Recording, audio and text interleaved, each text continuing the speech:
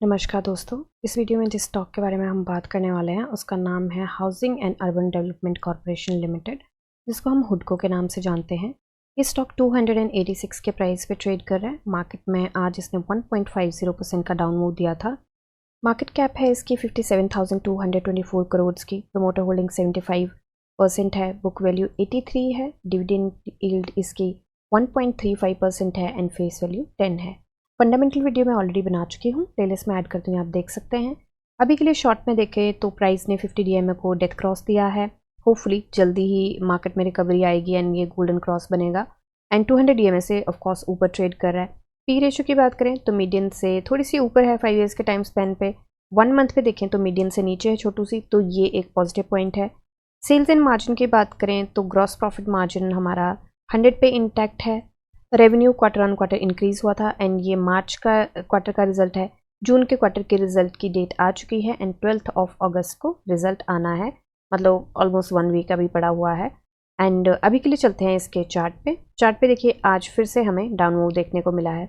काफ़ी बड़ी red candle मिली है। उसका रीज़न ये है कि गैप अप ओपनिंग हुई थी एंड 5th को, कल जो 5th थी उसको एक न्यूज़ भी आई थी एंड काफ़ी अच्छी न्यूज़ थी। राइट्स के साथ इनका MOU साइन हुआ है जो कि हम आगे डिटेल में देखेंगे। तो उसकी वजह से भी और वैसे भी रिकवरी की वजह से भी थोड़ा सा मार्केट में आज फर्स्ट हाफ में ग्रीन था, ग्रीन लाइट थी मार्केट में, बट सेकंड हाफ में मार्केट ड्रास्टिकली नीचे चली गई एंड सारे स्टॉक्स पे उसका असर देखने को मिला है। वैसे अगर देखें तो गैप अप ओपनिंग हुई थी यानी काफ़ी अच्छे मूव भी मिले थे। ये थोड़ा सा गैप अप ओपनिंग इसके रेजिस्टेंस के नीचे हुई थी एंड ये स्ट्रॉन्ग भी रहेगी रेजिस्टेंस, बट क्लोजिंग जो दी है इसने काफ़ी नीचे दी है एंड 1.50% के 1.5% के हमें डाउन मूव मिले हैं। थोड़ा सा नीचे से इसने रिवर्सल भी लिया है बट कुछ खास रिवर्सल देखने को मिला नहीं। सेलर्स का दबाव बहुत रहा है एंड ये जो 3 सपोर्ट हैं ये बैक टू बैक काफ़ी स्ट्रॉन्ग सपोर्ट हैं। ये जो रेंज है इस रेंज में काफ़ी टाइम के लिए ये स्टॉक रहा है एंड फिर से उसी रेंज में इसने क्लोजिंग दी है छोटू सी। तो अभी के लिए देखिए मार्केट ना ग्लोबली डाउन है। ये नहीं है सिर्फ कि इंडिया की मार्केट में हमें दिक्कत आ रही है, ग्लोबली मार्केट डाउन है। US की डाउन है क्योंकि रिसेशन की बातें चल रही है। अनएम्प्लॉयमेंट बहुत बढ़ चुकी है। 20 लाख जॉब्स को कहाँ वो केटर करते थे एंड 1.5 लाख 1.5 लाख के आसपास उन्होंने जॉब्स को केटर किया है। तो एम्प्लॉयमेंट रेट जो है 4 पॉइंट समथिंग % से 4.5% के आसपास वो बढ़ चुका है। एंड जापान की मार्केट इसलिए डाउन है क्योंकि वहाँ पे इंटरेस्ट रेट्स बढ़ चुके हैं एंड चाइना की मार्केट भी डाउन है। इजराइल और उसके वॉर का चल रहा है तो वो भी एक फैक्टर है। मिडिल ईस्ट में पहले ही टेंशन है, तो उन सारी चीज़ों को मिला के ये सारा कुछ हुआ है। और इंडियन मार्केट का जो फैक्टर है वो है निफ्टी 50 में जो ईयर ऑन ईयर का जो प्रॉफिट दिखा है वो दिखा है हमें 0.70% का एंड जो हमें क्वार्टर ऑन क्वार्टर दिखा है वो तो नेगेटिव रहा है, -9.40 के आसपास रहा है वो। तो ये काफ़ी बड़ा फैक्टर है एंड निफ्टी 50 में ही हमें ग्रोथ नहीं दिखेगी तो बाकी में क्या दिखेगी, तो वही डाउन गया है तो ऑफ कोर्स बाकी स्टॉक्स पे भी उसका असर देखने को मिलता है। तो अभी के लिए RSI की बात करें तो 37.47 पे है एंड हमने कल भी बात करी थी कि RSI के पास यहाँ पे कोई सपोर्ट नहीं है। अगर होता भी सपोर्ट तब भी नीचे ही जाता क्योंकि मार्केट में करेक्शन है। तो अभी सपोर्ट RSI के पास थोड़ा सा नीचे जाके है, वो है 36 पे एंड RSI यहाँ पे 37.47 पे है। एंड RSI का सपोर्ट, बाकी सपोर्ट, रेजिस्टेंस, ऑसिलेटर, इंडिकेटर कोई काम नहीं करेंगे जब मार्केट में करेक्शन है। तो जब तक मार्केट रिकवरी मोड में नहीं आती, एक रिवर्सल कैंडल उसके बाद कंफर्मेशन कैंडल नहीं मिलती, तो मुझे लगता है कि शॉर्ट टर्म और स्विंग वाले लोगों को तो दूर ही रहना चाहिए क्योंकि कई बार रिवर्सल मिलता है और अगले दिन फिर से मार्केट गिर जाती है, तो उस चीज़ का जरूर ध्यान रखें। दूसरी बात यह है कि लॉन्ग टर्म के लिए ज़रूर यहाँ पे अकोमोडेट कर सकते हैं बट शॉर्टर रन के लिए तो बहुत बड़ी दुविधा है क्योंकि किसी को नहीं पता मार्केट ने कब रिकवरी देनी है। अब लॉन्गर रन के लिए अगर देखें तो ये जो करेक्शंस होती हैं वो काफ़ी हेल्दी भी रहती हैं एंड RSI बिल्कुल करेक्ट हो जाती है। देखिए कितने टाइम से RSI इसकी ऊपर थी, तो यहाँ पे करेक्ट भी हो गया RSI इस टाइम 61.01 पे है, तो RSI के पास अब हेडरूम भी बहुत अच्छा है अगर ये मूव देने का चाहे तो ये सारी चीज़ें मुझे लगता है लॉन्गर रन के लिए अच्छी रहती है। बट शॉर्टर रन के लिए जो स्विंग ट्रेडर होते हैं, जो शॉर्ट टर्म के ट्रेडर होते हैं, उनके लिए तो ऑफकोर्स यहाँ पे काफ़ी नुकसान का सामना करना पड़ता है। तो मैं ये ज़रूर बोलूँगी अगर आपका स्टॉप लॉस हिट कर रहा है देन जस्ट गेट आउट, निकल जाओ वहाँ से। अभी के लिए किसी को नहीं पता मार्केट ने कब रिकवरी देनी है, उसका थोड़ा सा हिंट आप ले सकते हैं। जैसे कि जापान की मार्केट को आप देख सकते हैं, US की मार्केट को आप देख सकते हैं। नेस्टेक 10% डाउन है, अगर उसमें रिकवरी आती है, नेस्टेक, S&P 500, डाउ जोन्स, इनमें अगर रिकवरी आती है तो मुझे लगता है कि थोड़ा सा हमें इंडियन मार्केट में ग्रीन लाइट देख सकते हैं। अभी के लिए एक बार BSE पे चलते हैं। तो BSE पे देखिए सबसे पहले तो इसका प्राइस बैंड इन्होंने पैटर्न चेंज कर दिया, पहले यहाँ पे आता था 2020 लिख के, अब नीचे आ रहा है प्राइस बैंड लिख के, तो इस चीज़ का ध्यान रखिएगा।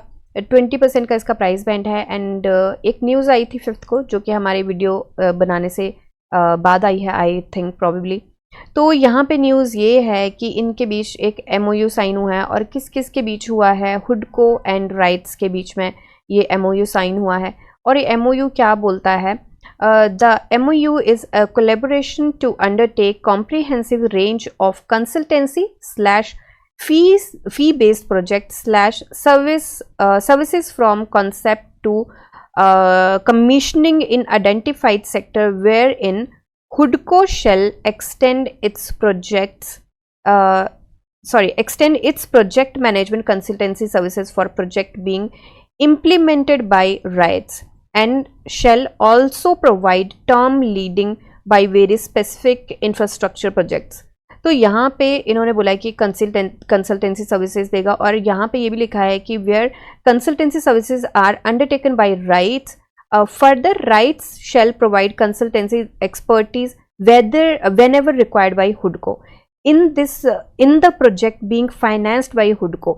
तो जो प्रोजेक्ट इनके MOU साइन हुआ है, कि जिन प्रोजेक्ट्स को ये हुडको कर रहा है फाइनेंस, उन प्रोजेक्ट में ये दोनों अपनी कंसल्टेंसी देंगे वेन एवर रिक्वायर्ड। तो राइट्स भी अपनी कंसल्टेंसी सर्विसेज देगा एंड हुडको भी अपनी कंसल्टेंसी सर्विसेज देगा, एंड लॉन्ग टर्म लैंडिंग भी प्रोवाइड करने वाला है हुडको।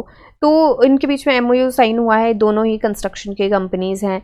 And housing and urban development corporation limited हुडको has signed a non binding memorandum of understanding with RITES limited Navratna CPSE on 5th of August। तो जो ये हुडको है वो नवरत्ना में आता है।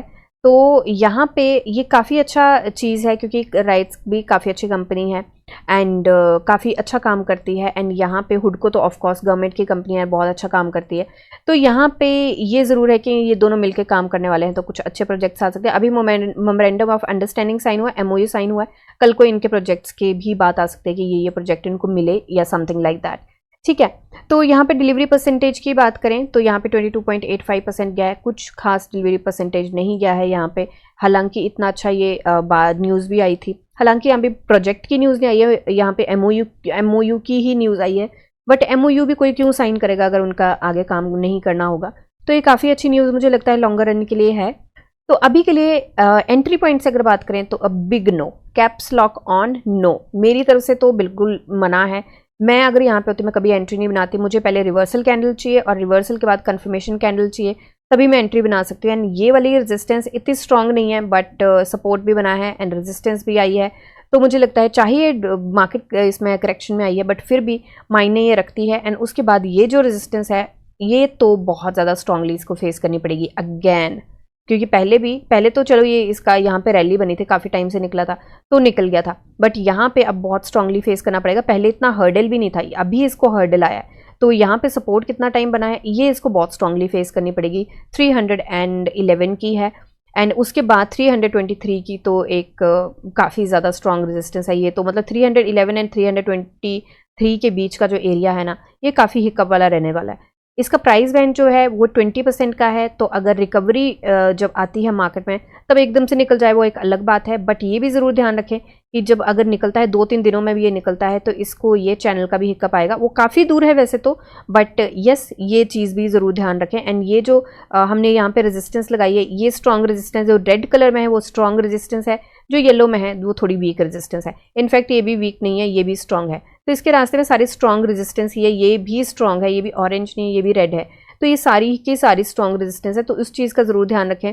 तो अभी टारगेट कुछ नहीं है, ना लॉन्ग टर्म है ना शॉर्ट टर्म है। पहले रिकवरी आए मार्केट में, कंफर्मेशन कैंडल मिले, तब हम टारगेट को एनालाइज कर सकते हैं। तो ये मेरी एनालिसिस है, कोई बाय सेल होल्ड की रिकमेंडेशन नहीं है। आप अपनी एनालिसिस कीजिए, जानिए समझिए, पढ़िए और फिर इन्वेस्ट करिए। मिलते हैं नेक्स्ट वीडियो में, तब तक के लिए शुक्रिया एंड हैप्पी इन्वेस्टिंग।